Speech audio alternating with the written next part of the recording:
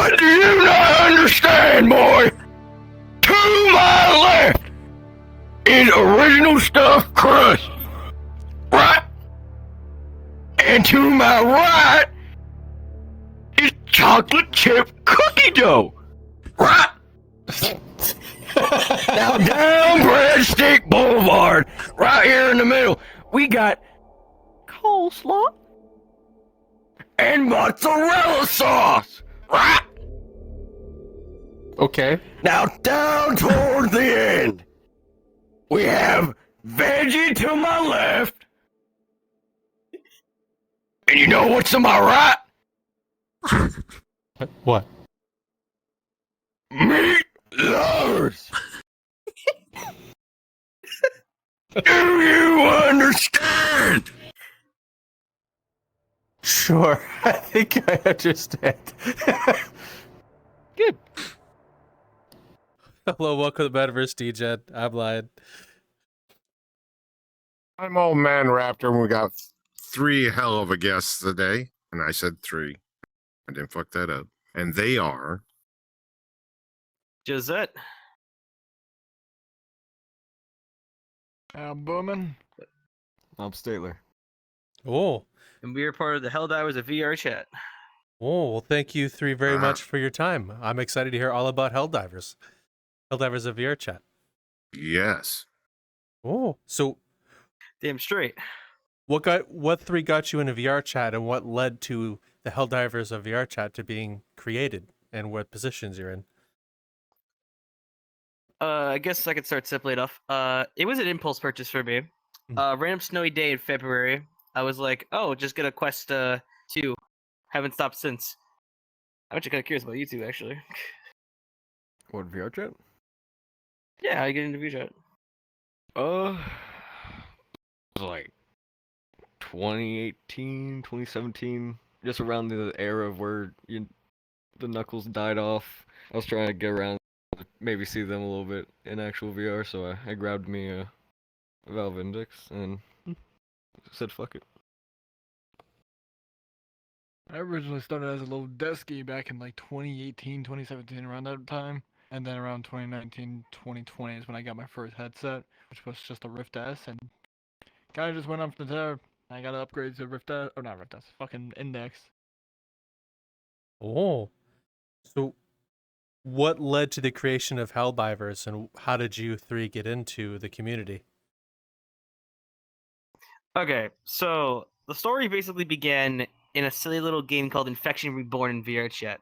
Me and one of the original founders, Tuck, basically just messed around the entirety of the night, and Helldivers was new at the time, so we were like, what if we just made a shitpost group just for people who like Helldivers? And then this just kind of expanded and grown into just what we have today in terms of just making it a big roleplay community for mainly PC, with Quest as well coming in as well. Oh, wow. And what about you two? How did you two get involved with the group in the community? So, how I got involved, actually, was the commander of my unit. He came up to me because he saw me in one little Helldiver model. And he's like, hey, we used to do clone stuff. Want to do Helldiver stuff? I was like, sure, why not? It'll be a ball. Why not? I haven't done RP stuff in a while. And here I am. Oh,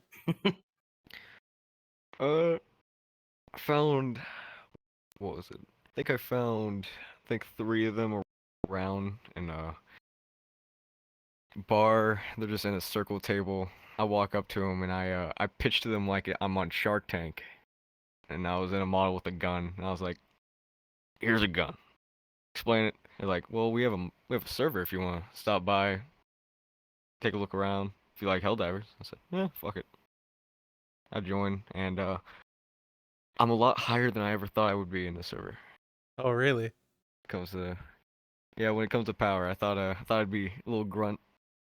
What no? Yeah, things escalated. Oh, so I may have helped in that. oh, what kind of role play do you do for Helldivers, and do either of you have experience running a community like this before? So very surprisingly for many people, I have never ran a roleplay group before. Surprisingly of how popular, big, and how oppressive people say it is, I have never done this before. Starting off as just a little youngin in terms of just everything. I had to go through countless weeks and months just trying to figure out anything in terms of how role plays work, what kind of groups are there. And then we figured out, Milsim is kind of the main shtick with us, because obviously Helldivers, but we like to put our own twists and turns and how fun we make it for people. Oh. Okay. Booming. Oh, so I've dipped my toes into RP stuff before. I used to run with clone groups back way like 2 years ago, and I was higher up in those spots as well as I am here. So I am sort of familiar with how stuff gets structured. For me, not on such a large scale. Most of the time, I'm from all my groups I used to be in, I only ran small units, 3 to 5 people, and all the ideas stayed in there. And I would just tell Jose about some ideas I'd have. And one day they're like, "Well, how would you tell the entire admin chat about some ideas? Maybe our leads can Team. go off them." So they they let me in, and from there, kind of got more used to making bigger team ideas on a much wider scale than 3 to 4 people. Wow. So I have a lot of questions. First of which, what were some of the events you've held, and how close to the story of Helldivers is your roleplay story? Would you mind give us a walkthrough what some of those roleplay and story events were? All right. So I know 3 off the bat. I can start off with the main one, but I know you two can probably figure out what I'm talking about. So, we start off with the custom story.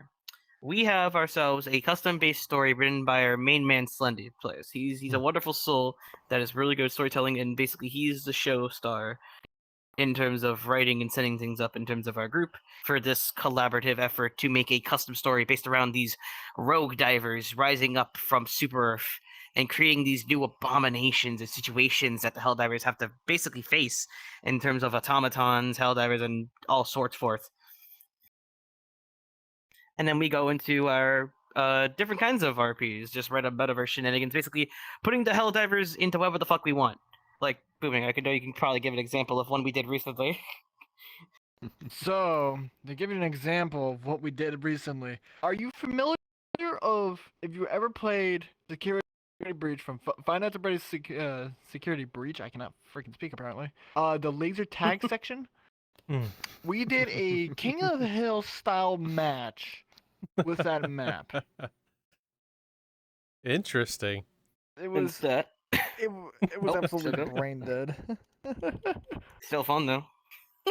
Oh yeah. Yeah, when it comes to us doing workshops or custom events, it can very much vary from something very mundane to we're going to a zoo to pet exotic animals, and it turns out that the exotic animals are automatons, and we randomly out of nowhere go into battle. So it's they have something with having no sense behind our custom events. Yeah, but that's what makes it more fun though. Like, in terms of having these silly little custom events, we've tried to think of like what can you not do in Helldivers that you can do in VRChat, or just in general, what do people want to see in terms of like this current era of roleplay and such? Because as of right now, the roleplaying community has been pretty small as of what I've seen, but we've been trying to basically revive a little part of it as a community. Oh. So Wait a minute. Wait a minute. Hold on. Line. So what I'm trying to get, what I'm catching is, so when you go to the petting part of the zoo, you get try to, hopefully don't get your ass kicked.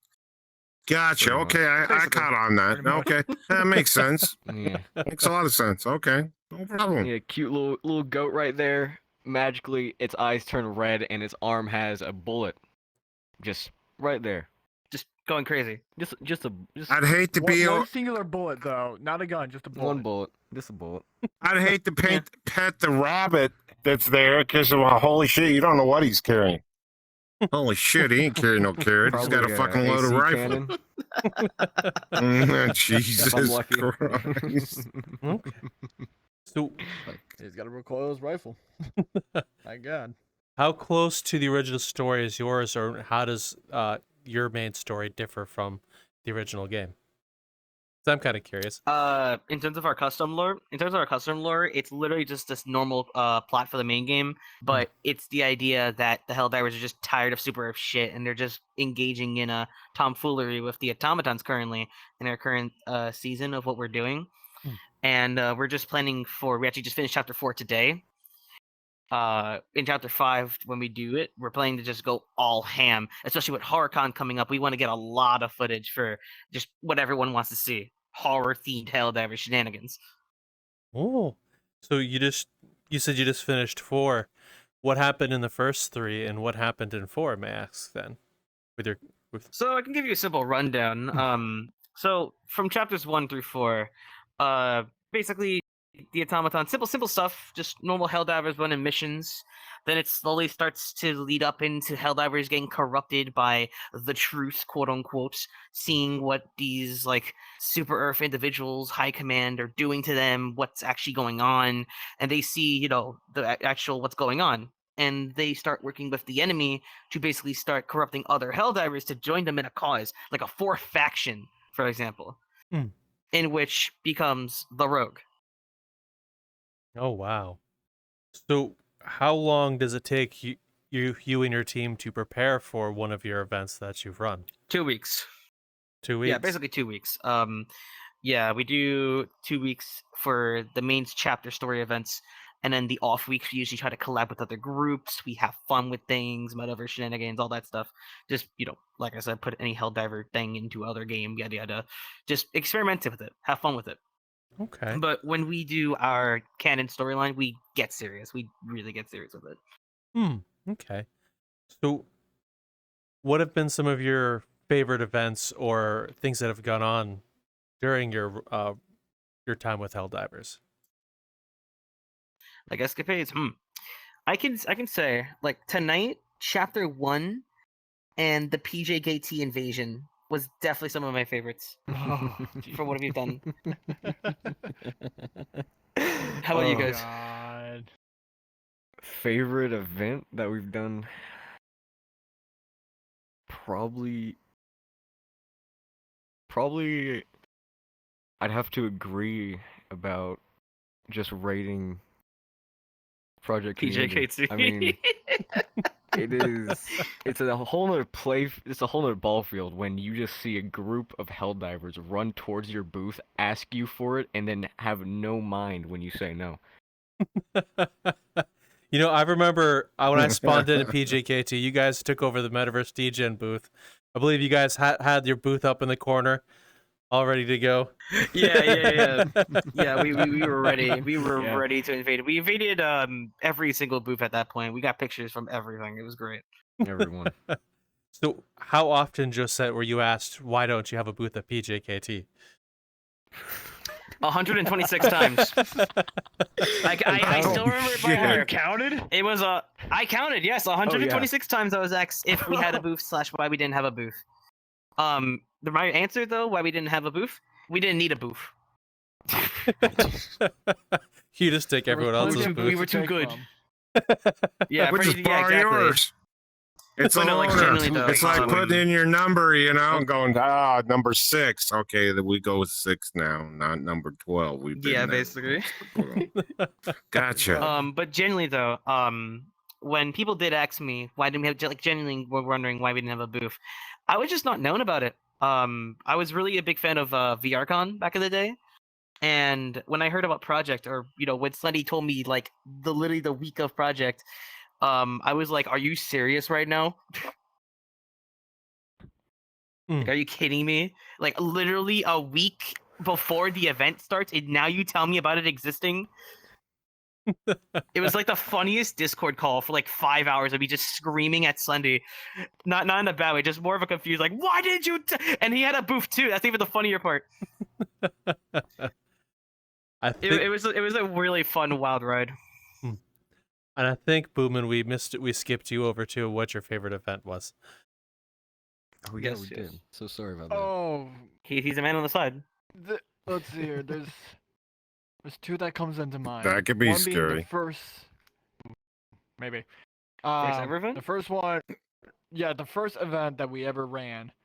First of all, it was the Krakens were the only ones that had the furry models. The Krakens were our unit, me and State's unit, that were both leads in. We were the only lads that had like a fully set up unit, and it was just in a bunker. And they just let automatons in. It was so rough, but it was so freaking fun. Yes. Oh man, the days of like not knowing any DM work. Absolutely, it was chaotic. It was silly. It was downright bonkers. Even the other favorite event was an event that me and another admin ran, which was a mix between Helldivers and Silent Hill. Oh. Oh So yeah. basically, I made a custom model. We had a bunch of other models as the killers, quote unquote, and we had all the Helldivers. We just made them into Thief members, aka the little the guys that usually you find dead on planets that have the blue uniform. We had them as Thief, and pretty much we start out with a like little cinematic piece where pretty much the main lead of the Thief gets killed immediately, and essentially they are just told, go hide. You got 2 minutes. Have fun. Oh, Don't wow. die. And it was just all the DMs. All the DMs were the killers, and we just had a time. Basically, I don't think we explained what we use the workshops mainly for. It's not only just for like the goofy side of things, like we just want to do some dumb stuff, or we're just feeling really mean and want to just bully the Helldivers. We mainly use it just to test things. So like we can test how we can make like one life work, how we can make psychological warfare work. We're very big on psychological warfare. You can ask Cindy about that. Psychological horror is psychological horror is a big thing for us. Continuing if you want me to ask, we also have been actually experimenting on our numbers. How we can actually work with either lower or higher numbers than expected. Today we had for chapter 4 we had about 31 people. It was actually ridiculous today. It was about No, it was 31 to 30. Was it 31? Yeah, 31 to max. What, 25 it was at the end. 10 Helldivers, 20 NPCs. Yeah, basically, Not it was counting the insane. DMs. Not counting the DMs. Oh, wow. Yeah. Very, very intense because as I stated before, me, Sunday, and the others here are like almost completely new to this in terms of like learning how to do high numbered roleplay events, and we've just been having fun experimenting. So since you three have mentioned that the first chapter was a little rough because due to storytelling learning, how has your learning changed over the chapters, and what kinds of things have you implemented to getting better? Ooh, okay. Who wants to do this one? Ooh. Who wants to do this one? I hear you laughing, Stat. Do we want to go on from chapter 3? Your choices. So, let me run the ball here. All right. So, there was a bit of an incident. I'm not going to go into it, however, where there was a massive change up in narrative lead because somebody left. We'll just put it at that. The album cover incident, as we call it. The album cover. We're not gonna explain why, but we'll just call it that, and we'll move on. Simple context. It was a mini nuke. A hacker came to us. Basically, situations went down, and most groups would have quit by then, but me and the others stayed strong. That we continued as is, and it actually just made us better in terms of everything. Storytelling, server building, role playing. Yeah, literally, it was kind of a revelation for a lot of us, blessing in disguise type deal. But literally straight after that, it was just constant new story, new character development, new avatars, new creativity, just new everything. It was really good. Even better now since we're doing so much for HorrorCon. We just have so much on the table we're planning. like with Hmm. the new booths, new models for the booth, new custom story to show at the booth.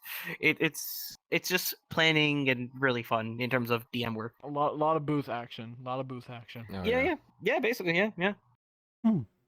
So, what was the early days of DMing like, and how has those experiences taught you to become better DMs and storytelling over the course of the episodes? Okay, so I'll go first. Overwhelming, I like to say, especially since I was mainly a NPC DM before Slendy and Electric really wanted to go crazy, aka our two other main DMs, aka also our main avatar makers. They were basically on the ground or model making and stuff while I was the one in the air doing DM work, and it was very overwhelming at first. But it was really fun trying to handle everything. It was like what is it, like a mobile, what's he called this, like real time strategy? Just seeing your little units around, having a field day. Oh yeah. Kind of like that. Yeah, it's kind of like that. But as it went on, I started to go towards the actual player side in DMing, and have become like a storyteller in some sense of like high command, telling them like, hey, something's going on here, you gotta go here, yada yada, that type of game plan. How about you, Boomin? You go next. Since Stat's been going first all the time. Sorry, Stat, Okay. no offense. All the time. That's crazy. So usually I specialize on the ground DM side of things. So I'll mainly be on the ground. I'm not usually in the air, being the voice in my head, being the voice in his head. The voice of the voice in the head. Right? Because if I was the voice in somebody's head, it would not end well. So I mainly have to focus on people actually, taking shots, not the fun kind. Just general proper RP etiquette. Which Hmm. sometimes can be fine, sometimes it cannot be fine. There's other times where I'm just like, yo, this is great. Other times, man, I really want to bash my head in a wall right now. So of course we got a little creative. Me and State have got a little creative, especially with our units, where if they act out within a RP set, especially if it's a collab, we will make them walk center and just make them drop. Like it's just proper milsim RP. Just actually literally just make them drop and do push-ups. Yeah. Just for shits and giggles. A suplex one. He suplex one too. He suplexed one. He thought it would be a good idea to shoot while we were all in a tunnel full of flatlining on the word. Oh my god, are we talking about the Cerebus RP? Yes. We were in the sewers. Oh, and there was a bunch of sewage that no. was covered in methane, and he decided it'd be a really methane. good idea to shoot an autocannon with methane. That's highly flammable. We all had to duck into the sewage. Wow, you got Massive intimate. intelligent shitters where you're So located at. I can tell. Yes, Yeah. very much. It was wonderful. Well, at least the sewer's Especially clean now now. that we You don't have to worry about alligators or backup. Oh no. Actually, we there was- fought there a was a gator. weird looking alligator. Oh Me yeah, there and was a Boomin gator. Immediately Yeah, you just- started pounding the liver, like just. beating the shit out of it. the gator While the rest of them watch. tried to come after us. We just, me and Stage just got up, walked to the gator, and started just fucking shanking it. It was like just nothing. Nothing but It was just a spree. quite the event, having about 15 people in a maybe 10-foot pipe. Sounds like a fun time. Very. Sounds to me like it's backed up and they're trying to clean the pipe. We tried. No luck though. No luck. That's a guy. So, what about you, State? How has your storytelling changed over the course of the chapters? For me, I don't do too much when it comes to storytelling unless my character, which currently is so just a little backstory. So me and Boomin have gone mentally ill and have completely gone AWOL from high command, which now leads us to currently working with the big bad in our story.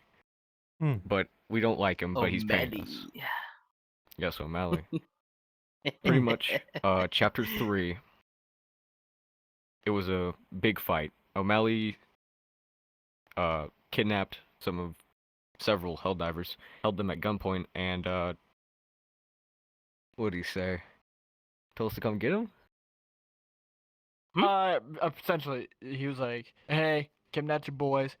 Come and find me. Here's the coordinates. Fight me, bitch." Yeah, yeah. And Pretty we're much. like, bet.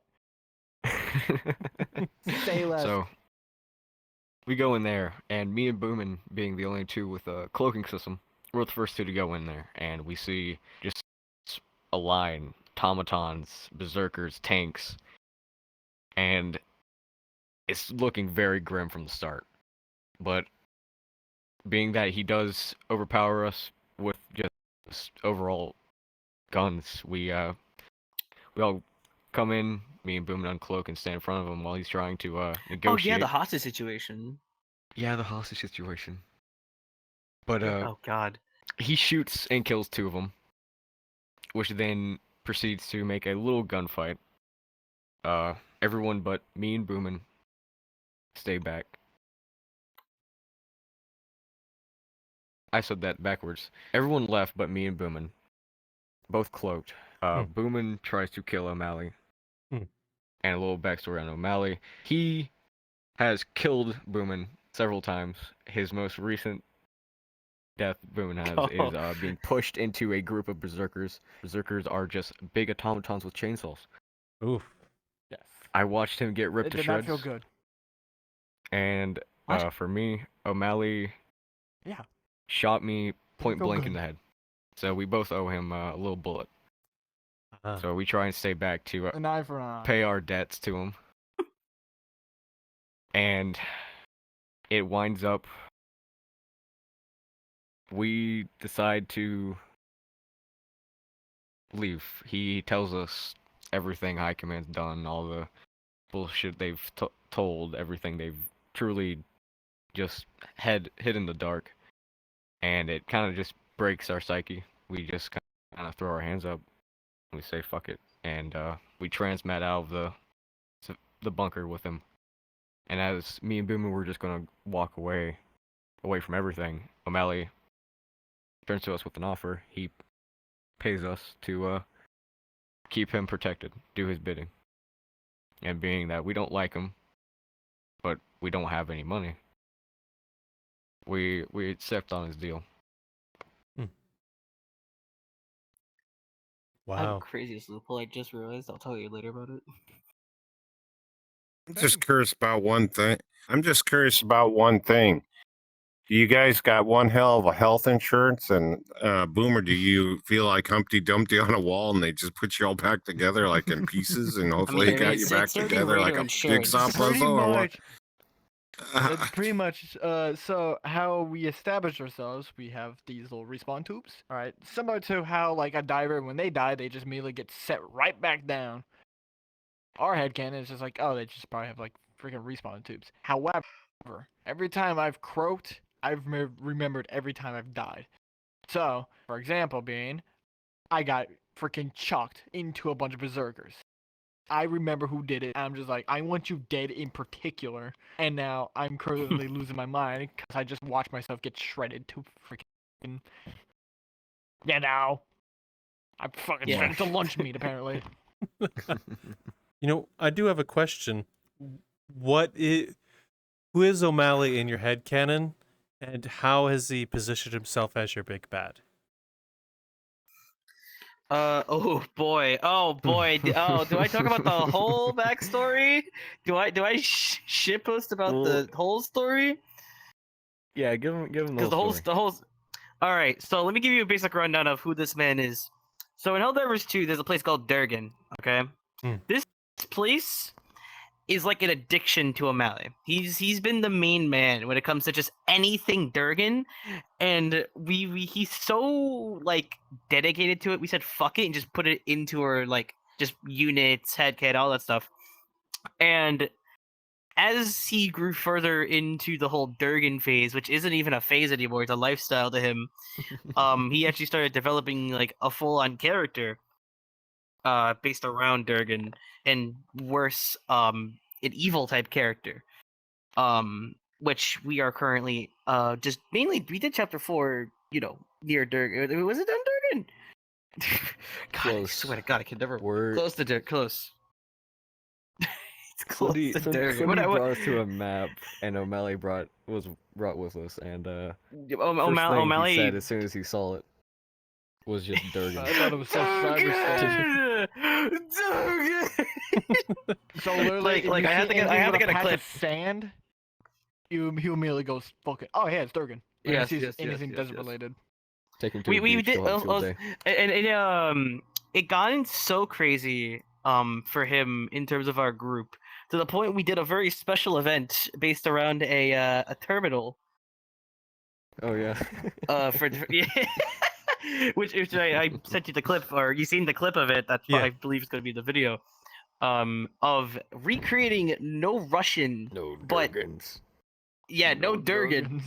where the Durgan raiders have to be transported to Super for a very important mission, but the automatons see this and they have an engagement with the Durgan raiders, leading into the the whole situation. Hmm. Okay.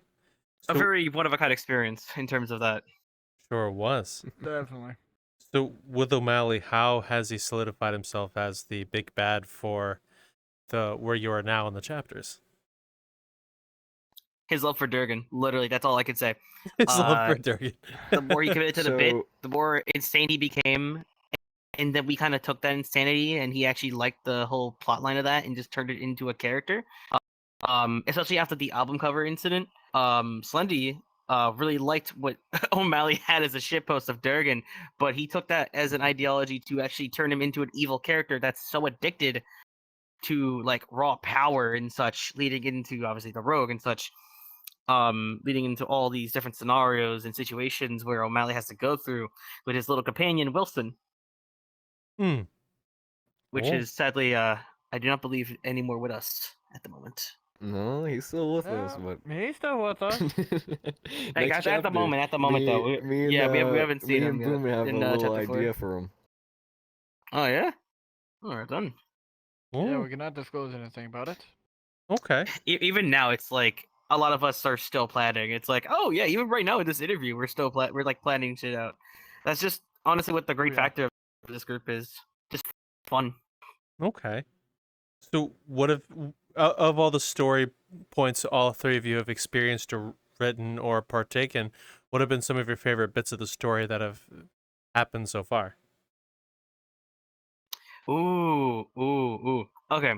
So there's a very big take in our group that chapter 1 of the new story, chapter 1 and chapter 4 was some of the best written stuff. I personally like chapter 1 more, where we had a situation go down where all the Helldivers on this ship that was basically adrift in the galaxy was basically just ripped apart. Although these Helldivers were alone, they were scattered, and there was automatons all aboard the ship. And we said, like have a field day. Hunt these Helldivers down.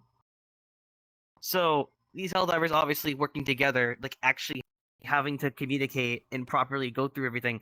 I feel like that was some of the peakest content we've done in terms of just storytelling and engaging roleplay scenarios. And in chapter 4, we had it where just really clean NPC work all around. It was actually ridiculous. Different automaton patrols leading into each other. The Helldivers having to already split up, having to recombine into each other to take down a giant automaton gunship formation of a building. Oh, wow. It was very intense. Yeah, chapter 1 was the start of O'Malley's reign of power. Chapter 1 was very well put. Personally, that was my personal favorite. That was definitely where our unit shined the most, being that the 88th is mainly a stealth unit. Hmm. We got to be what our unit was designed for once in a while. Oh. Sadly, not everyone there was an 88th unit and decided to run down the wrong hallway. I feel like Oh my Leroy God. Jenkins fits here quite well. Oh Yes, very much. Oh yeah. yeah. They we just We- got done hacking the command console to get information on what happened to the ship, and being I was the first one to get there, I was able to sneak past the countless automatons just searching the hallways. I was the first one there, and slowly, one by one, everyone followed through. I was like, okay, they just went down this hallway. We're going to be behind them. I then see our medic go to the right corridor, and I get to see as the entire wall behind them turns red, being that they've been spotted. And I didn't see him at the end of the mission. Oh. Oh no. God. Hey, Boomin. Yeah, our medic, he's a wild guy. He's good at commanding sometimes. Other times, I question logic. Anywho, I will also be. Let me throw in the same bin. Chapter 1 was my favorite. I love being able to do my stealthing, be a sneaky little rat, be able to just try to slip my ways through corridors. You know, it just having that. What's the word? That excitement of, ooh, am I gonna get spotted? Intensity. Intensity. That's the Yeah. word. And also the fear factor of like, oh, I freaking hope I do not get spotted by all these guys, and just slipping through just corridors was just a time of my life. I still find it hilarious about that whole medic incident. That was really freaking funny. Oh yeah. But the other favorite, as of now, was actually Chapter 4, because I got to introduce the new character after they left during Chapter 3, which is a more very into psychological warfare, very psychotic. Mainly because it's the same character as this, so I'm losing my memory, or I get crazy every time I die, but it's now worse because I'm cut off. So it gets significantly worse. So I will literally be cloaked around, and I'll start humming just to scare the shit out of them. Oh wow. So Yeah. I have a question for you three as well. As all three of you mentioned, you love psychological horror. How do you implement that in a role play for Helldivers? How do you play upon psychological warfare in VR? That's a great question. All right. It's a great question, but I got a great answer. So, there's many different ways you can implement psychological horror into the theme of Helldivers. It's mainly revolving around three things: the setting, the enemies you're facing, and the supplies you got. The more supplies you got, the less intense it is. So we tried having limited ammunition in our role plays. Boom, instant intensity factor risen. They have to worry about that now, decreasing their psychological horror factor because, hey, what if we have to go here? What if we do this? What if we're out of ammo here? The excitement of having to actually, hold your ground properly. And then we had the setting. For example, chapter 1. An abandoned dark ship with glowing red lights full of blood, just consistently everywhere, setting up this scene where there's just dead Thief members all over the floor, going from floor to floor of the ship, eventually leading into automatons being the main jump scare of the group, and these big hulking machines you can't fight back because they're right in front of you, and you literally can't do nothing about it. So all you gotta do is hide. And then you have Yes. You're saying? I was gonna let me add a little spice to that real quick. Go ahead. So, of course, you have your that type of psychological warfare or a horror, not warfare, where it's just like, oh, you're limited on supplies. Oh, the setting can be spooky, aka a derelict ship, kind of reminds you of Dead Space. And also depending on the enemy types. So if you're getting chased down by a bunch of berserkers, your pants might be a little shitted. However, how I implement psychological horror and how I'm going to be planning on to do it is always be in the background, and the feeling of being watched. That's the feeling I'm trying to go for, and also just doing weird like voice acting, voice work type of style where I'm trying to be haunting. I'm trying to be this outer body voice you hear, and you hear it and you're like, first of all, what the fuck was that? Second of all, oh wait, I'm hearing a voice. I don't think this is good. Two, oh shit, what is that silhouette behind me? type of deal. Hmm. So that's my little plan right there. I'm planning on do more. Oh. So, Yeah.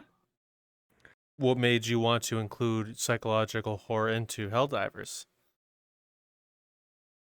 The fact that the game is already psychological horror enough, the fact that there's this amount of enemies and this huge area that you have a very limited amount of time to take out, and you just have the biggest field day of your life while trying not to die is just the biggest rush for most of us in terms of how we played Helldivers back in the day, and now especially with Helldive 10 difficulty. It's just that horror of knowing that you could fail at any point, but you don't know when. Just because of you have the tools, you have the kits, you have all the shebangs, but then you just start to lose your lives slowly and decreasing, and you see your supplies are running low and you can't do anything about it because you're down and or the EMS jammer. It's more or less we wanted to do something like that, but we 100% like expanded on the whole concept. Hmm. Okay. So I have another question for you because some of the stuff you've told us so far and alluded to. How do you get people to play NPCs and to be as excited as they sound they are to play the NPCs? As we've talked with some role players so far, and it seems like that's not a lot of people's favorite role. Yeah, Okay, that is so a touchy subject. our group so our group is a little different. People really like to be NPCs because of the models. Letric has done one of the craziest jobs I think I've ever seen to do a VRChat model. A model that collaborates with other models to do chance, weapon-based type scenarios, customization beyond heart's content of every single version of an automaton, for example, and just knowing that you mean something in terms of this whole horde of automaton scumbags just getting in there trying to kill the divers. It's not of like other roleplay groups where NPCs are like, oh yeah, you're just cannon fodder. In this group, you feel like you actually are the enemy at times. Sometimes we let entirely new people be like these giant hulking masses, like a strider or a tank or airship, just raining just bullets on the divers. We have NPCs that are just storytelling type NPCs, like Stat, Booming, O'Malley, that like to do more story based stuff in role plays instead of just straight getting into the action. We have NPCs that are legitimately there to just take photos and videos and just be there. We had in terms of today's event, we had like 3 spectators just taking photos and videos of the entire event, just wanting to know more about what we do. We had this one guy that really doubted like his interest in terms of wanting to do NPC work. And we give it tonight. You're gonna love it. Bro's gonna come to the next event and just probably so forth onward. Oh wow. What we do here, I believe, is very special in terms of NPC work. And I just hope in terms of what people see in us, we just hope to improve it. Yeah, Slendy has a passion for what he does, and it's amazing what he can do. Because, don't get me wrong, a lot of corners have been needed to be smoothed out on how some of the NPCs work, how some of the pushes happen, but the best part about it, he takes the criticism and he takes it good. He asks us about, well, how do we think, because me and Boom is always on the ground, we're commanding other Helldivers what to do or leading the story. He asks, well, how do y'all feel? How did you see it compared to how I saw it?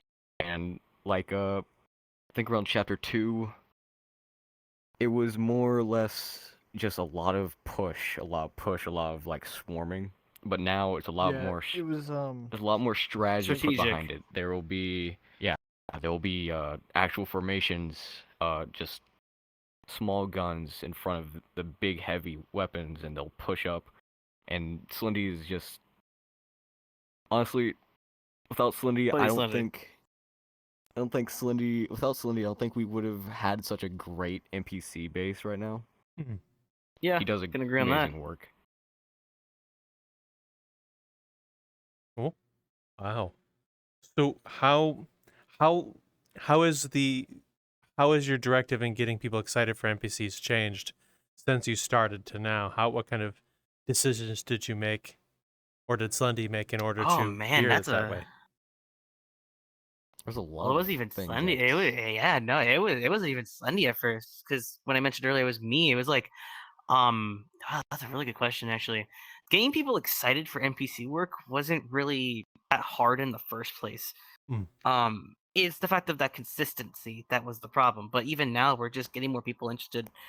It was more the fact of, hey, we want you to have some fun with us in an event that we like to host every Friday, Saturday. They got interested. We let them know, hey, you're going to be an automaton menace to these divers. I think it's the fact that we made sure to let them know, like, they do matter to the roleplay. If it isn't for the NPCs, the players can't have fun, vice versa. If the players weren't there, the NPCs can't have fun trying to kill them. As crazy as that sounds.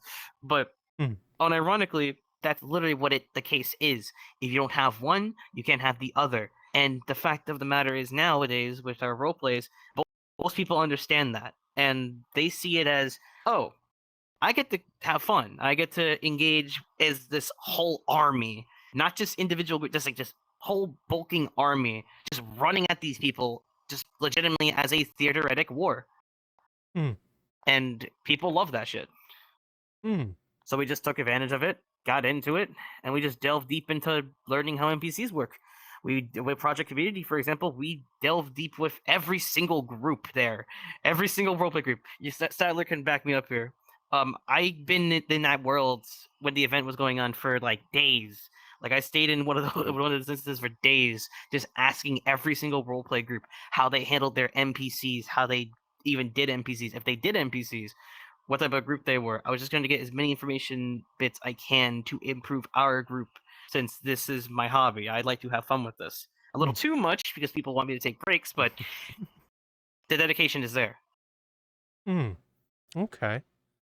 So, what kinds of things have you pulled from other groups that you used to incorporate into your own? Okay. Start simple. After the album situation, the Discord server. We improvise a lot of stuff in terms of suggestions made by other groups, comm channels, suggestion feedback channels, fan art channels for ideas in terms of what we do, sign up sheets for how much people that actually want to attend, if there's an interest, if there's not an interest, what people like, what people don't like, in actual events, DMs in general. We didn't have DMs in the past. Just have people like, watch over people and just have a ball with it. But now we have full-on people dedicated to the craft of the DM, where like Slendy, for example, they're just going crazy around the map, telling this, that, bada bing, bada boom. And then you have other situations too. I'm trying to remember here. There's a really good one I got from Lab Unit in terms of actually no, Lab Unit and the Yakuza group. What do you remember do you remember the name of the Yakuza group? Yeah, Coach in I Yakuza? wasn't there. I wasn't there with the Yakuza. Oh, Stat was Stat. Was it Stat? Was you two? Yeah, I was there. Did With it? you. I think it was Obu. Yeah. Hand to What hand. was it called? Hand to hand. Yeah. Learning how to do proper hand to hand combat, gunplay, all that stuff. Knowing what needs to be limited in terms of the actual lore and roleplay that we do to make it more immersive, more experience based, instead of like, hey, this is just a Helldivers group, come join it. We took so much feedback and so much tips from people, and we really, if it wasn't for me and others like doing the research and taking the time, we would not have been advanced as we are now. Okay, so I have another question as dipping back into NPC work. Same question as like favorite points, but what has been some of the NPCs' favorite moments if you've gotten any feedback? Do they tell you they enjoyed this thing particular? Oh. Oh Lord. You want to start? You want to start? You guys want to start? You want me to start? you Because got it, I know all three of us got some good stories for this shit. Yep. Chapter 1 specifically. I'll mention chapter 1 again. The fact that the automatons were overpowered. We had basically all the NPCs. We noted them. You're going to be powerful, and I mean really powerful, but obviously limited. But you're going to have a field day, and they did. They unironically took their role very seriously, and they just went in terms of like how we do it now in chapter 4. But think of it chapter 1. Like they just were advanced at the time. they had the most craziest time of their lives as NPCs, which we like to mention as well, especially in chapter 4 now. We also went above and beyond with 20 plus NPCs just all around the map, patrolling, going crazy with people, shooting down Helldivers. That's some of my favorite stuff I've seen and got feedback for. Just the powerfulness of these hordes that the other groups don't offer, from what I've heard. From what I heard, I'm going to step this back before our nuke. This was when the rogue was first being implemented. The idea was still fresh. We raided a bunker for information on some unit, and we made it so it was a 2-hour event. 1 hour every 1 hour Helldivers, automatons, and then we switched. After the event, I couldn't help but hear both sides happy. They were both from automaton and then also the Helldiver. Heard them laughing about just one of the automatons throwing a grenade in the fucking hallway and then just hearing all of them fall back, screaming grenade. I found the guy. I was sneaking around trying to find out where they're patrolling, and I got into a fist fight with one in a ventilation shaft. And he was laughing the entire time, saying how he didn't know how to properly react, because he wanted to just yell for everyone else to come by, but at the same time, he wanted to keep it a one-on-one. It was that was probably one of the events I remember the most vividly. Okay. Trying to think what. I was completely blanking. Sorry, it's like 12:30. I'm blanking. I'm starting to blank. Yeah, obviously. Oh man, it's been a busy time, all right. But when it comes to like, anytime you give an order to the NPCs saying, "Hey, there's a straggler nearby," go fuck them up. Oh yeah. They the hunt. adore that. The hunt, as we like to call it, we call it the fucking hunt. We see, I see a straggler. Like, I can give you one literally from this event. There was a straggler. Oh, from the one today. And I said to So there was a shield guy. He was like running towards like the cliffside, and he was straggling way far behind everyone else. And I called up to the tank. I said, "Hey tank, there's a straggler to the right. Fucking slap his shit in real quick." Oh, you saw it was just a tank shot, and like everyone just. It was just everyone going, "Burn him!" Fucking so good. Oh, speaking drilled of it stragglers, that Cerberus collab event. Poor ape. Oh man. Oh lord. Oh, dude. That was amazing. So What what Shit, happened? so many good Explain events that to one, talk shouldn't about, I? man. Yeah, do you want me to explain it or do you want to explain it? Your choice. rock paper scissors. Nah, fuck it. I was the one who killed the guy. All right. Flavor yeah, Okay. So I want to see who's we- gonna win the we rock engaged- paper scissors we thing here. we engaged afraid with a they're really gonna cool group fucking called lose. Cerebus Megacorp, and we're currently actually in a custom story with them too at the moment, where basically their group and our group are basically going for the same sustenance, yummy black goop. And our whole objective was to basically get rid of it. Like their objective was to get rid of it, but we don't know it yet. So for the past like 2 events, basically we were basically at each other's throats. And specifically for the first event that we're mentioning in terms of the straggler, 8-Ball, one of the Cerberus members, got Lord basically bless his like soul. he got That like poor lockjawed bastard. by both Statler and Booming's blades while they were invisible, like basically tagging them like raptors. And my whole group was there just surrounding him, and we didn't know what we were we wanted to do, so I was like, just make it really interesting and just shoot him out, just kill him, Oh. just straight up just murder the guy, just First I wanted to just go stab him by insane. This man just came Personally. up and was like, me, oh, me and Boomin did all the work, and you're like, you know. continue our hatred towards High Command. Yeah. But yeah, so after that though, it was just depressing news from the Cerberus team of like everything. It was crazy, and then like the smoke we got from them, like in the good way, but the smoke we got from them, the fact that we did him that dirty, as a straggler, it was so funny.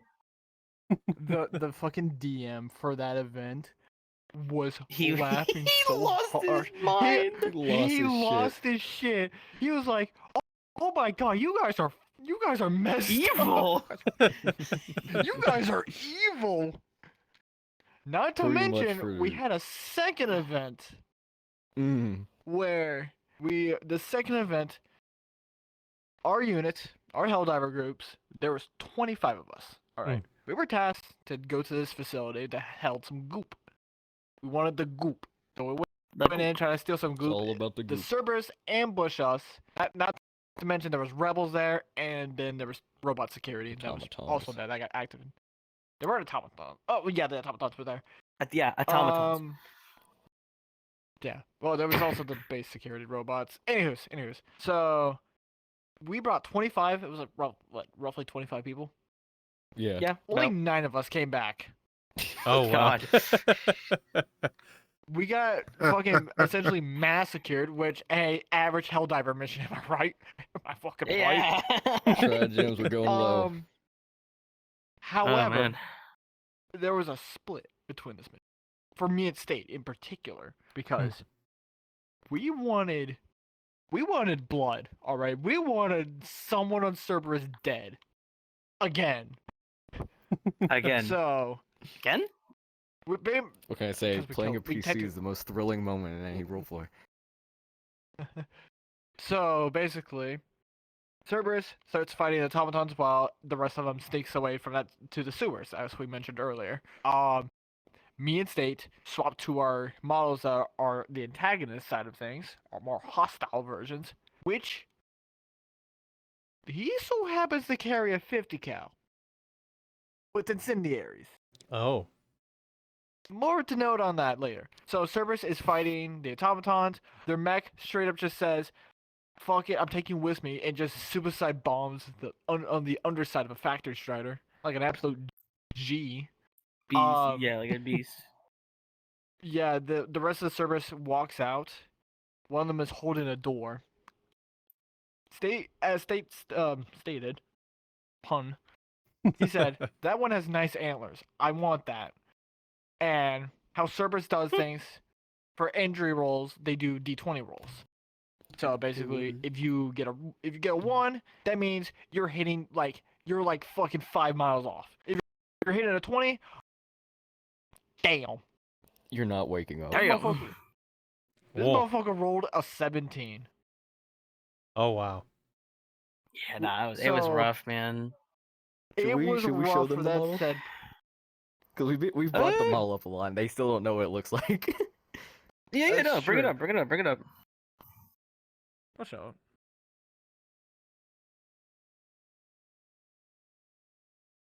My boy's in red over here. Look at this. I got my bodyguards.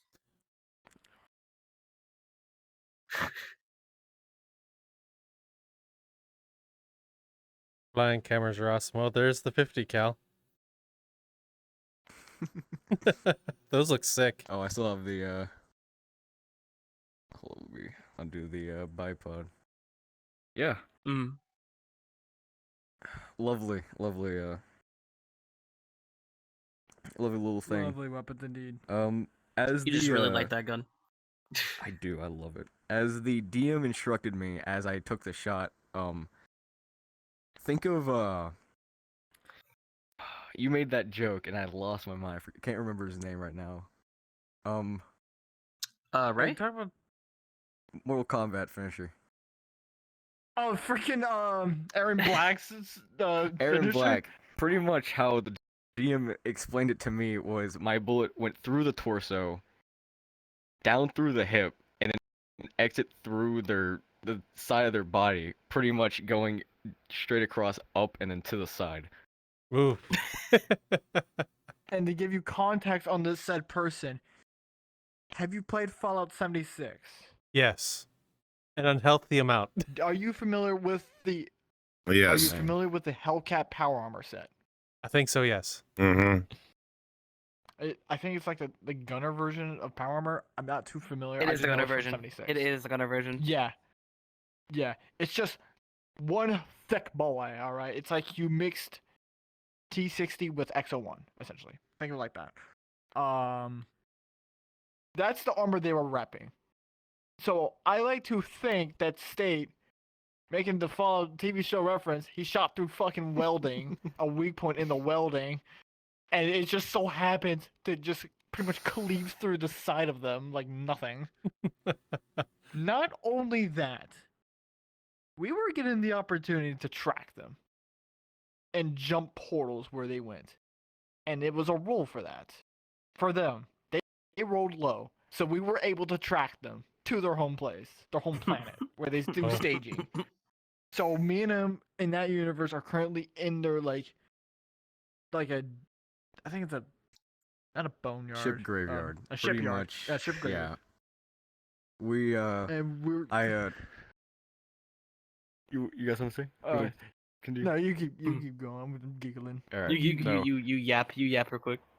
So I'm yapping. Sam, the leader for servers, they're like, so I heard you tracked us. Cool. I'm gonna show you where you tracked us to. And think of outside this, but tons of ships destroyed, ordnances just floating through the earth, just everywhere. Just scrap metal.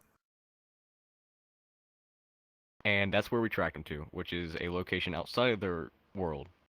So pretty much, we get to try and stealth onto their world to try and confirm my kill. Oh, wow. That sounds like one hell of a time. Holy shit, that sounds cool. It's a different thrill when it's another character. So, From a different universe. for some reason, an old D&D term throws up. Is it best to describe a lot of the Helldivers as murder hobos? Hello, we're here to interrupt the most interesting thing being said in our current video to ask you a favor, which is, would you mind joining us on any of the socials we have, such as Discord? We're hanging out all the time playing video games, so you can catch us there very frequently. We have I run Twitter for us, which is LionTurtle21 on Twitter or X, whatever you want to call it. It'll always be Twitter. But either way, there's that. We also have a Patreon, which we actually have a whole other show for our Patreon members, which are Aliquum and the newest addition to the bunch, Future Oracle, Niche and Forbidden Zero, good friends of ours. Yeah, thank you very much, you guys, for joining. It means a whole lot that you're Yes. there. And hope to see you there as well. We have a whole other show. There are some free ones we have released as well for the audio for you to listen to and to see what it's like. It's like a whole other show, so thank you. With that said, please enjoy the rest of your podcast on YouTube.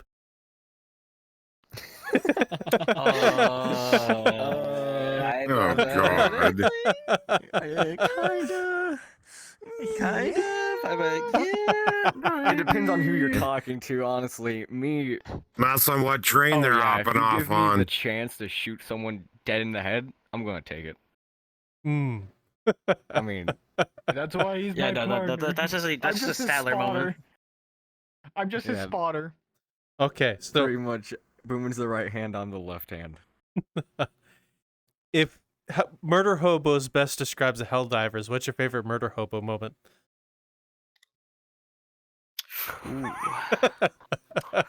I got you. Hold up. I got you. Okay, Me and go. State, me and State during the bunker event, him and I took down a Hulk with just melee. That shit was so fucking. You know Oh the my God, I giant remember you guys fucking jumping on him. machines? We literally jumped a fucking Hulk and killed it with our just energy blades. We don't have them on us right now, not these models. But think of it's just like a tiny like knife that can extend Plasma to like dagger. sword. Yeah. Like a little Cooper. Okay. So we got that times. You got literally any other time when someone gets to control the mech. they have a grandiose time. Trying to think what else. Personally, I think the best part that shows the murderous intent was the tragic 8-ball accident. Yeah, no, the tragic 8-ball accident 100% was our I can say this without a doubt. murder If moment. anyone else was around other than Ray, you would have heard us all laughing as we try and hunt down the rest of their team. Oh. Yeah, basically. What do you mean by the tragic 8-ball accident? Tragic 8-ball accident. when they both raptored him into the floor. Oh. So Yeah. yes, Yeah, that event. We started off as NPCs. We were just kind of sprinkled around in other places, you know. Oh yeah, wasn't there a shooting moment fire. where it was like a pause moment near the factory? Yes. So Ray, after I requested, so I've always any event or any group I've been in, I've always stuck to the ranger. I love being far away but hitting the most critical hits. Any game, if you give me any type of sniper, I'll probably be giggling in the back of the map. So ask Ray if I can stick to their snipers and rangers, and he hands me what he calls the player killer, which is a 50 caliber.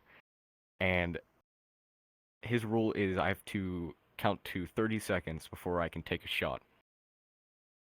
And they're about to get to the spot where the goop's at, where they need to be. And I move out of the tree line, and I'm right on top of the building, on top of 8-ball. And all he gets to hear, as I am pointing down at him, is "fuck you," and everything goes black. And Ray goes into deep detail on how the bullet shatters his helmet. He's in critical condition. Not dead, but critical condition. And I think I got the most adrenaline rush and giddy feeling I've ever had when I got to hear Ray explain how he was so close from death. Just to find it later on while he was trying to fight us off. Because when we got out of NPC, we came from above the hill, pretty much. The factory was on a lower portion of the map, and we were up on a hill. And when they go to get their objective, we had a stratagem call it in. And Ray explains there's a little red dot on the floor, or a little grenade-looking thing. A stratagem. Waypoint. Stratagem. And one of them tries to kick it, fails, jumps off, and that entire the helicopter pad explodes. And that's when we rush down. Me and Boomin are sticking to the high roads, shooting down on them constantly.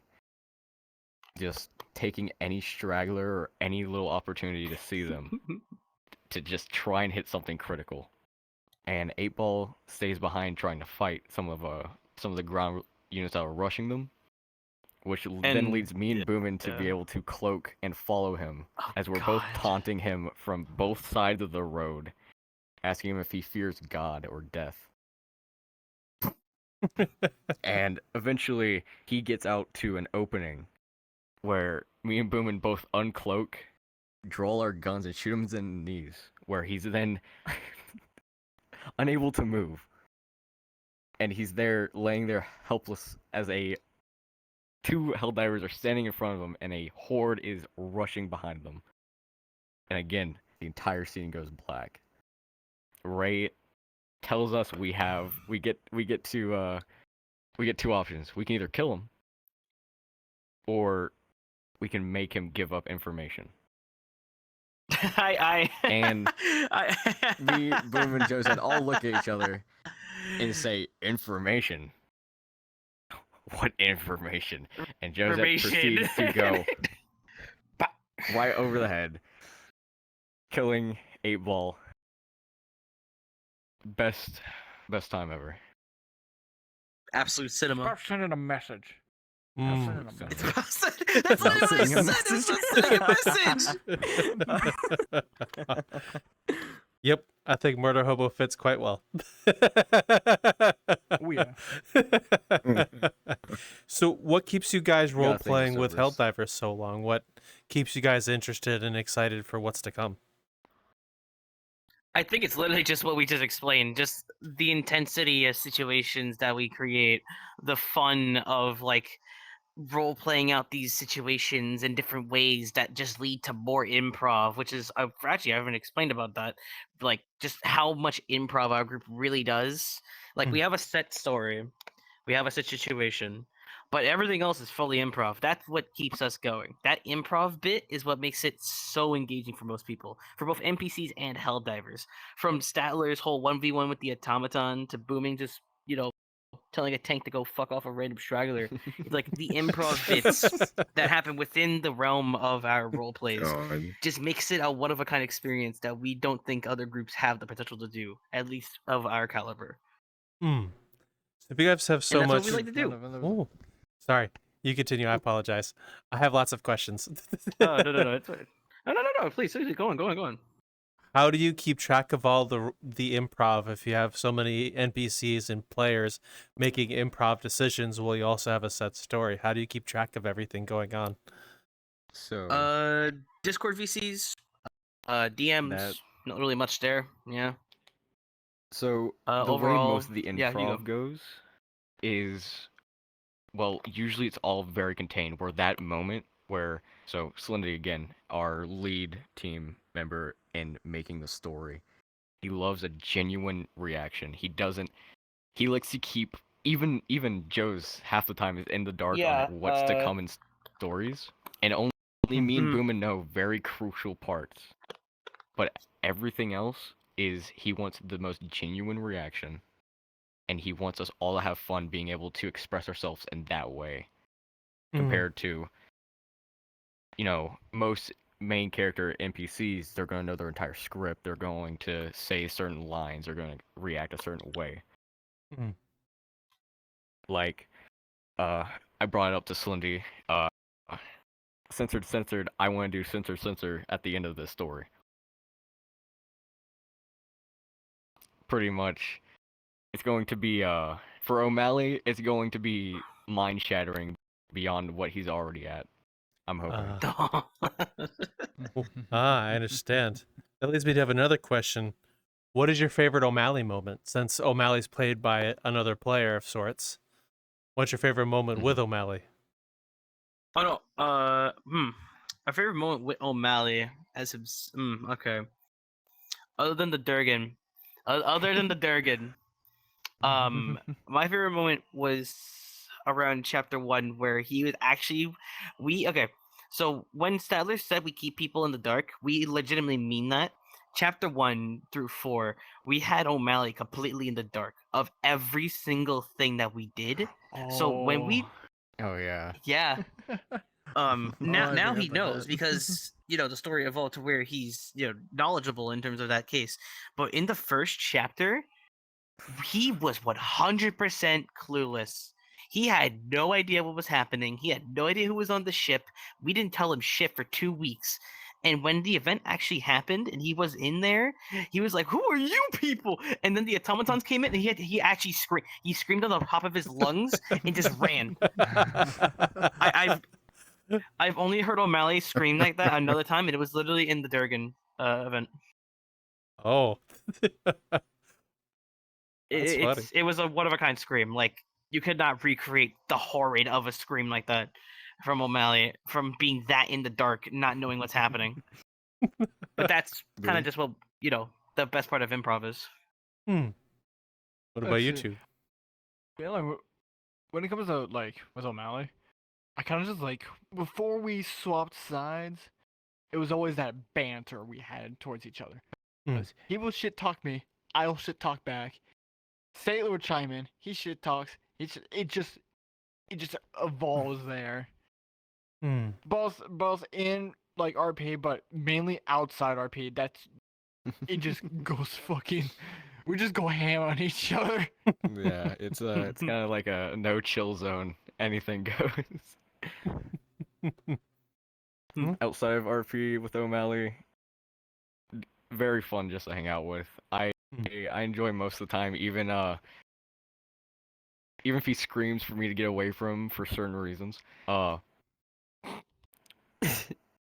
My most recent moment was I'm currently trying to get into world making for me and Boomin's current characters, because what I have in mind for these characters is once we're done with O'Malley, we're going to go off and it's going to make our characters have a little more sense to them with the sudden change, with the tech, with the type of guns and how they play. They're going to just find an abandoned building, they're going to work on restoring it, and it's going to be a workshop.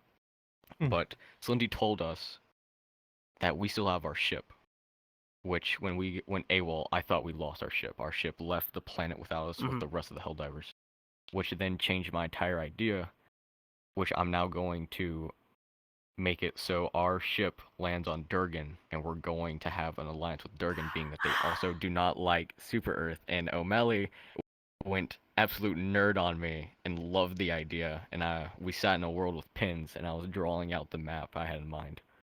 Oh wow.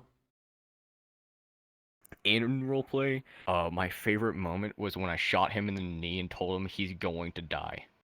Oh, why is that your favorite moment with O'Malley? So me and Boomin just got our cloaking system to work.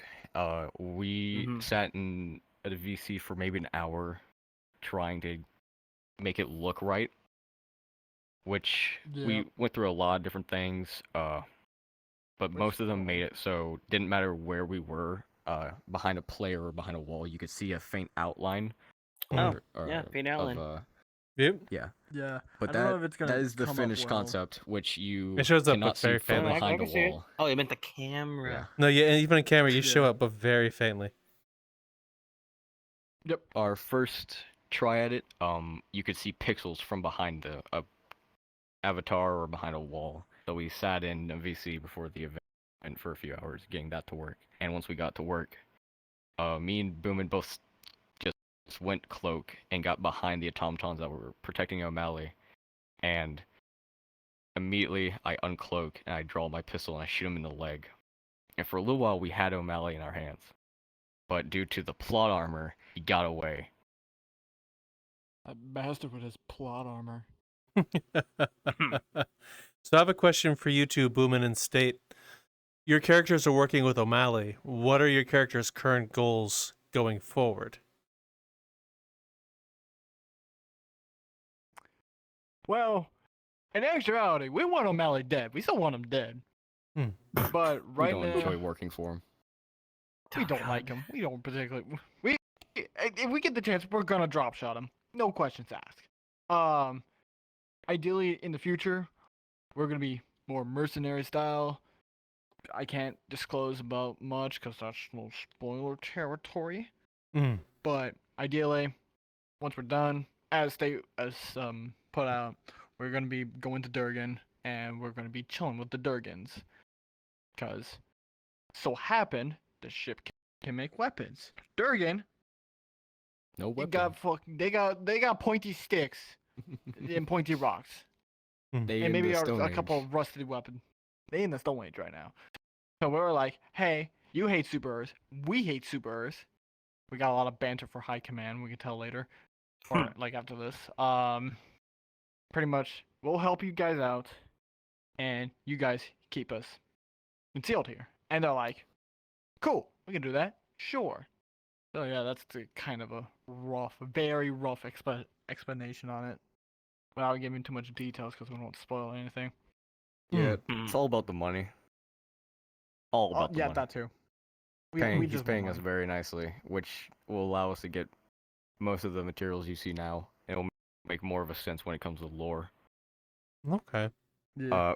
But for these characters pushing out, I have pushed myself to expand my roleplay into several different groups, fantasies, like different ones, several different ones that are not just milsims, because my entire career roleplaying has always been a milsim.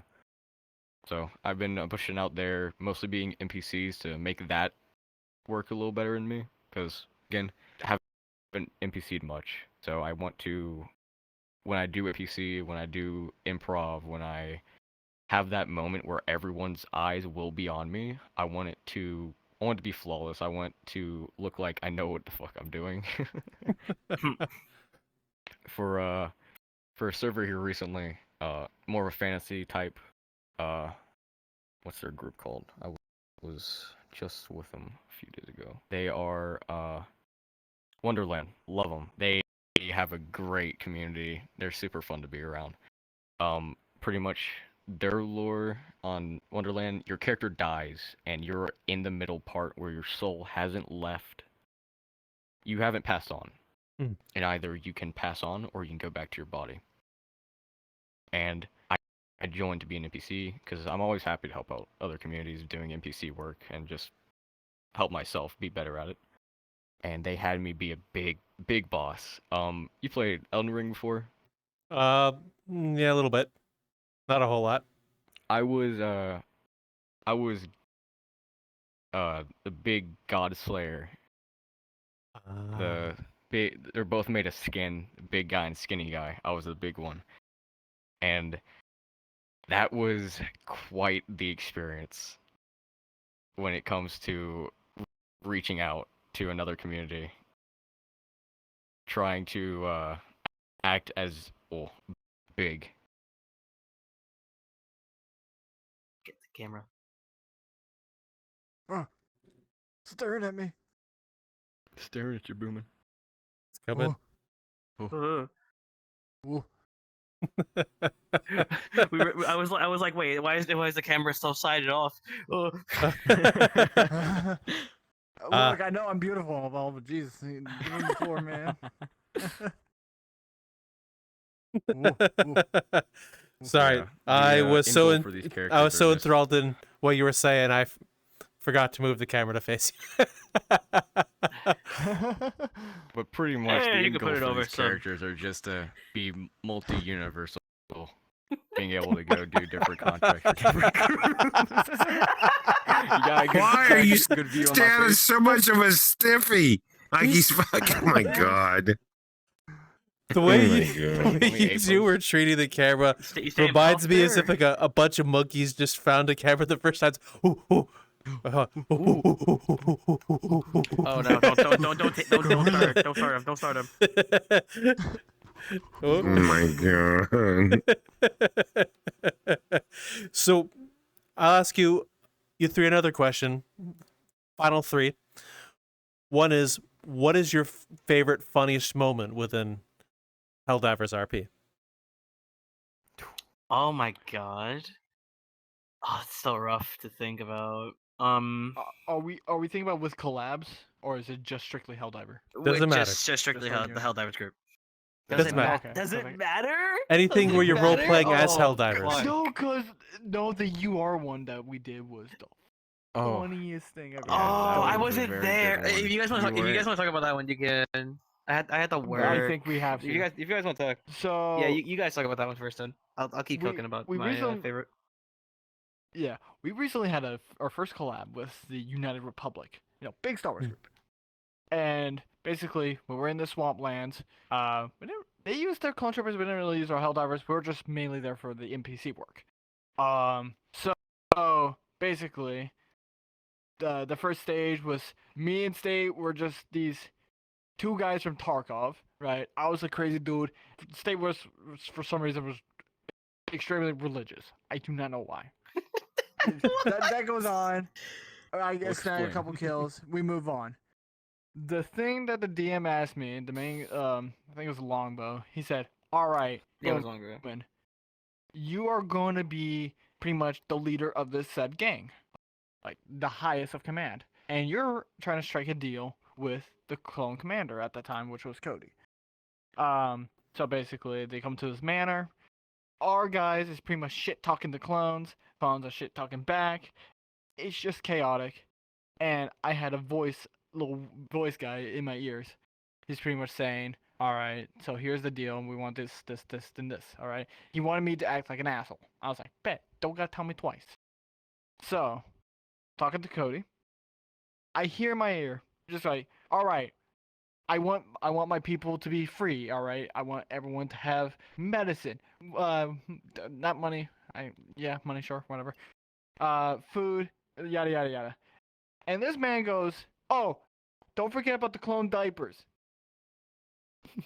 The fucking what? He's like, "You gotta get the clone diapers." I was like, "Okay, I can branch off of this." So I spoke to him. Keep in mind, this guy doesn't really break character at all. I just hit him with, "We need all the clone diapers, but especially the fucking Clone Commando 7th edition diapers." And this man fucking just breaks down. He just starts cracking. Not to mention, State is bullying O'Malley because he was also there too. He was absolutely just bullying him. At one point, O'Malley came up to me because he stole the commander's knee pads. And I was like, okay, that's cool. And I just hit him with just a gut shot and moved on. It was. I wish it was recorded because it was just a fucking complete shit show. But it was the good type of shit show where it just like. Yeah. They can confirm. It was just. It was essentially just shit posting at that point. Ugh. To elaborate on what Boone was saying, the reason why I was super religious is that they had me propped up in a church with they were supposed to get there, and they said I am pretty much just going to be waiting in there, and as soon as they get in the church, I get to go ham on them. I get to beat them down, break bones, do whatever I want. I was like, oh, so you want me to be like a pastor? Like, fuck it, do that. And I'm sitting there, I'm wondering, what can I do to really sell this? And a long time ago, in a old friend group of mine, there was this bit running around. The Lord is my shepherd; He leadeth me to green pastures. He layeth me down by still waters. So I pulled that clip up. I'm chanting that for at least 5 minutes. No one goes into the church but Boomin, and I have it so loud that I can't hear Boomin trying to talk to me. I just all I come hear in, is I just see. Good. I just see this man looking in the fucking corner. He's not even looking towards the doorway. He's looking into like the fucking wall behind him. He's chanting this. I'm just doing this really shitty Russian accent. I was just like, "Brother, what are you doing, brother? We got to, what the fuck are you doing? What?" I was actually just fucking confused at the point. I was like, what the fuck are you doing? What are you doing? Brother, man, he's still chanting. He doesn't hear me. He's just chanting. I tried to talk to him. I was like, "You good? What the fuck? What the satanic shit is going on here?" He's like, something shepherd, something. Lay my body against the water. All that bullshit. I was like, okay, sure. Fuck, fine. But my funniest moment would have to be. I just had it on the top of my mind. Tip of your tongue. Yeah, I just thought about it. Go. Yeah, you go. I'm trying to remember now. All right. So my favorite moment, 100% PJKT, the invasion. Like 20 to 30 plus Helldivers in a PJKT lobby, invading every single booth. I don't think I'll ever be able to replicate that in a public instance like that ever again. And the fact that we recruited even more to the call, it was like 35 to 40 at the end of the event. So we recruited people from other booths. It was just the fact that we had so many damn people in that instance that were just Helldivers, and we got the attention of like all the PJKT devs from that event alone that we did. I just think that was a one of a kind best experience I think I'll ever be able to do with people. Especially if when PJKT comes out next year, that we're probably gonna get a booth that I'm actually gonna sign up, like we're doing a HorrorCon. You sure you're gonna sign up? Called like 126 times. I know, right? Yeah. I don't want to go through the 126 sins of my past. Well, you do know that 100%. I'm running as community relations on the team, so I'm gonna remind you to get a booth. Oh, Wonderful! I can't Do wait it to at see least my 5 can't wait to see my times DM a randomly. I week. can't wait to see my DM randomly fill up May 5th, 2025. Oh, better than You better that. sign up for the booth, quote unquote. I'm going to use ChatGPT. I'm going to make an Bet. auto message bot that's going to message you from the day they open until the day it closes, like 10 times a day on Oh my- repeat. Just the same message repeatedly. I'm gonna go back. I'm gonna go back to this fucking interview, and if I actually see this happen, I'm going to actually scream in the best way possible. But yeah, no, 100%. I'm excited for what we have planned for everything. Just that PJKT was just one of a kind, though. You For guys need to jump me, in a little longer now? funniest moment. So I was doing Oh, NPC you did. Alright. work for Cerberus, and currently they are out on a mission to cleanse this world of this zombie plague. And it's medieval, very medieval. Knights, villages, and they're making their way through. And Sam has me be a knight that runs out of the woods away from this horde of zombies that's coming. Hmm. And as an NPC that has that type of, I'm a crucial part to them finding out information. I love being a dick. Love it. You have to suck up to me to get the information you want. So, thinking as a knight who has been chased miles by zombies, I'm still fighting for my life. They approach me. I immediately pull out my sword. I'm like, back up. Don't get closer to me. So they all back away, and their lead comes up. And I was gonna trust him, but then they all started to approach me, which then got them back to step one. And slowly they moved me to a tent. They're talking to me, and another lab unit that went to their event. He comes in and he's like, "Has he talked yet?" And the lead's like, "No, he hasn't." And he hits me across the face with the butt of his gun, which then I reply with punching him in his face, which then turns all of them to jumping me and tasering me, putting me on the floor and zip tying my hands. And they keep tasing me, and Sam realizes what they're doing, and they're like, if they tase you one more time, you go into cardiac arrest and you die. So I hear the taser go off, and I start just shaking violently. I hear the team lead scream "fuck," and they're trying to revive me up. As soon as I wake up, I kick one of them in the face and I start running. And then so rinse repeat, they tase me again, and they transmit me to the ship to try and get information from me. Oh my god. That sounds hilarious. So, the second to last question for you three. Your name in VRChat. Where does it come from, and why do you use it?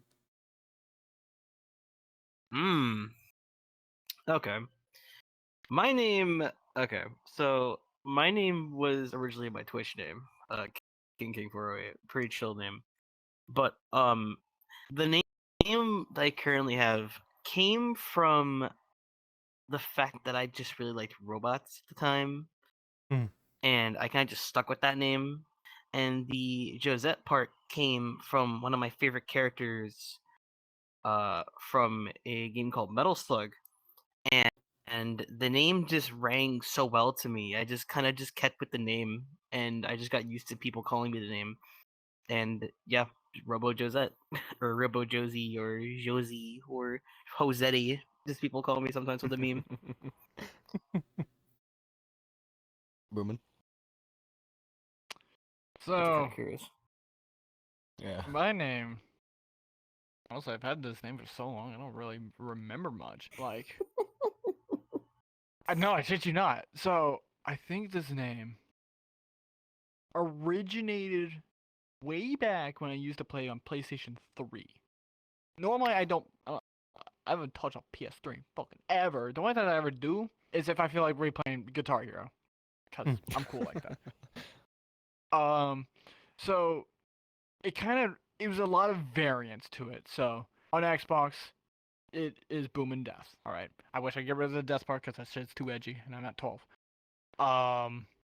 it originated from Lost Planet 2. You remember that fucking Capcom game? If you're an OG, remember Lost Planet 2? You get a big old smooch.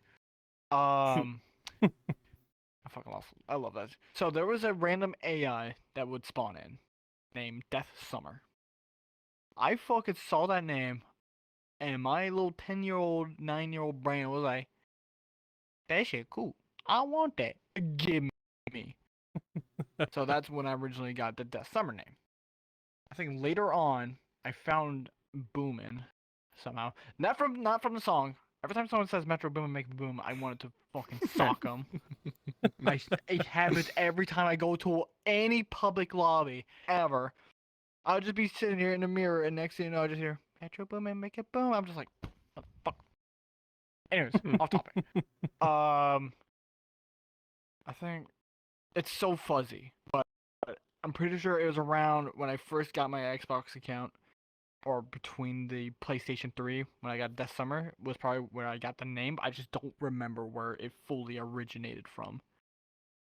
It's like a blank memory there. For me, we're going all the way back to Xbox 360. So, my original name, first name I ever had online, was Squeaky Wig. What? Don't ask. I don't know how I came up with that. I just did. Squeaky Wig. And I was like, I don't like that. I don't like that much. So I get an auto-generated name. It was Statler Venus. I ride with that for a long, long time. And I want to say 3-4 years ago, I changed the Venus part because people mostly called me Statler Penis. Don't know why. It was just like a thing everyone did when they saw Venus and they were like, penis. Oh my god. That's it. That's the way to go. So I swapped it to most social medias or Discord. It's _Statler. Also, it's just shorter. Helps. They still mispronounce it. Statler, Steelier. I don't know how you do that one, but I mean, it's same as Josetti. I'm like getting a bunch of fucking memories of where my name originated. I think it was fucking Steam now. I think Steam? Okay, I'm starting. We're changing the plot right now? Yes, Nation I am. plot. I have a lot of usernames, alright? But Boomin stuck. So, I think it was like around 20... It'd be around 2013, 14 when Boomin probably came around. It was Gary's mod. It was because my friends saw me as the one that used all the explosives. I was that one guy in Gary's mod that just liked to blow shit up. And I think that's when Booming came around, and I just sort of got rid of the G, and I was like, Boomin'. Mm-hmm. Oh, that actually has a nice ring to it. I'm gonna swap that to my username, and I just kept that since. Hell, the little profile photo I have for Steam is a little custom-made SFM type of thing that my friend made like over a decade ago at this point, where it just says "Boomin' the Goofball" on it, and it's just me with a little thing of C4. So, if I'm correct, I think that's when it fully originated from. Where the death part came from, I have no fucking idea. Not the death summer, I knew where that came from. Just when I added that death part, I think it was just being edgy, but... Okay. Now, the avatars you three normally main, what makes you use them and choose them initially? Oh. So like, main avatar as in for Helldivers, or just main avatar in general? In general, for VRChat. Oh. Oh. Well, it depends. You guys, I know have why I do. default models? Here recently, it's actually been this. Ow. Mostly, it has a connection to this group. I haven't had this much fun in a group for a long time. So when I load into VRChat and I see I'm in this model, which Boomin made, lovely right hand man. It just reminds me of all the amazing people I've met and how I've grown in roleplay aspect and everything I've done over the year. Oh wow. I have a very specific model with a very long history. From back in the days of when I first started, actually. People who go crazy over paladins will know this character, Ray Maeve. But this avatar has done so many wonders in terms of just meeting people, and just it's kind of just my main shtick whenever I do game stuff. Oh, my helmet's off. Hold on, wait, let me just bada boom. There we go. I forgot I had it off the whole time because I was showing people the full model. But basically, this model is actually also the main reason I went with the Robo Josette shtick. Ah. This Robo model just it was crazy. I literally was wearing it everywhere I went. Now I use the pink diver in this, but this is my original avatar that I always use. One of a kind model that not many people really see around these days in terms of everything. Oh wow. Well, so for me, I have a lot of variants or different versions of models because I don't usually stick to one. As of right now, it would be this model I'm currently in, or the Kraken version that I made. That when we were still part of the Krakens and the whole split didn't happen, we had the Kraken versions of that, and I just rep that. If I'm like in quest compatible worlds, because these are not quest compatible, I'm just too lazy to make it quest compatible because that's just a headache, and I lose all my weapons. And I just like weapons. I have a flak model from Borderlands 3 that I usually rep, or the customizable Halo Reach Spartan that I also rep sometimes. So Okay. it just really depends on what I'm doing at that point. Way back when I was not doing Helldivers nor clone stuff, I actually was making Halo 5 Spartans. I used to be part of TDS, the Drunken Spartans, at one point. So that's how I kind of got my foot into model making. I started with Halo 5 Spartans, gradually moved on to Clone Troopers that I ripped from Gary's mod. Those models are awful. Good lord. No, the funny story with that one, some guy who so happened had a bunch of like clone models. He saw my ripped Gary's model, and he goes to me, and I say, and I quote, he goes, "Wow, that looks like absolute shit. Your texture quality is fucked up. Let me hook you up real quick." And he just gave me a bunch of like high quality fucking clone trooper models. I was like, "Cool, thanks." First of all, ow, my feelings. Let's just get that out of the way. Second of all, thank you. So when I ran clone groups, I was predominantly in the clone model. When I first started in the Helldiver group, it was the model that our commander made, because our commander has made two models, one for the heavy, one for our normal scout trooper. I repped that scout trooper model for a bit until I made my own, which had an awful kind of resembled the hunters from Destiny 2. Stay Oh my confirmed. God. I'm big on Destiny. Yeah, it was pretty much a very skinny infiltrator set of armor with the hood up, and yeah, I was like, screw it, I'll just go in full in. So I had the whole hunter symbol here, the little hunter symbol on the head with the raid symbol on it, and then that updated version was a more bulkier version of that set. So I had a little bit more padding, armor, and more camo, because that's when I got into Substance Painter. When I got into Substance Painter, it opened a whole can of worms, because I was like, cool, I have to learn another program. That's fucking great, thanks. But also, I was like, cool, I can actually do proper texture work and not just edit a freaking PNG and just guess where I'm just editing now. I can actually know exactly where I'm editing. Which I'll probably just go back to He my doesn't clones like and it do when that. I help him fix his mistakes on Sailor is really good at finding spots on my armor. Bro screams in voice chat Like- whenever he finds a spot. Like, Boomin'. Boomin', I did look right here. I'm just like, you son of a bitch, you found another one? Like There was you at do model least work, right? 20 to 25. Have you done a bit of Substance Painter work, any of that sort? I have not. I kind of sort of started messing with Blender recently, but I'm like maybe 4 to 6 hours in learning, but not Substance Painter. Yeah, so within Substance Painter, sometimes when you're doing polygonal feeling. Sometimes if you miss a spot, you just have, the polygons. You've seen it in Blender, the little triangle shaped things when you hit tab. That will be untextured. So you just be like, oh, this is nice and camo, and then there's just like this little tiny spot that's just untextured. And sometimes it's small and not people are gonna notice. Or you have the tism of Staler that will nitpick the fuck out of you and just see the tiniest spot under a set of armor that no one else is gonna see unless you're just looking directly at it up close and personal. He just goes, booming, you miss a spot. Sorry, I had to go on a slight rant there. Well, again, I'm a little bit of a perfectionist. nothing wrong with that at all. Yeah, we Not can at tell that. Nope.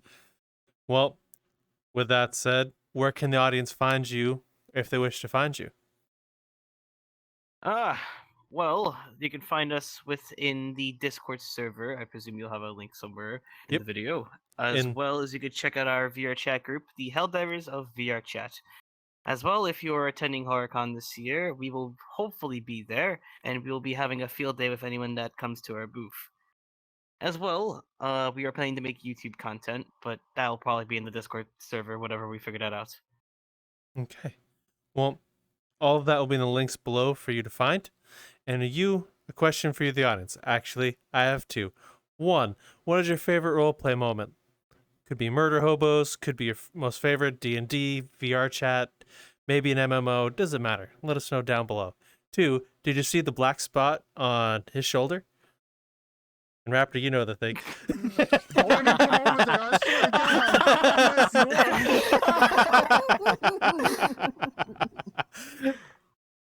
I'm sorry, YouTube. Raptor. Nah, relax, man. Just the crowd. Relax, man. Just the crowd. End it quick. You know the thing. On that note, folks, no matter what, if you see these three Hanyaks coming your way and they got their guns out and they might be hunting you down or looking for you, just do me one favor. Just offer them a drink. They'll kiss your ass just like everybody else in the world. We'll talk to you later. Bye. Son, you can take my weapons. You can ambush me. You can take everything I got. But if you think I'm going to step one piggy toe into the blue face without a shotgun, you're out of your goddamn mind. Filthy as a human.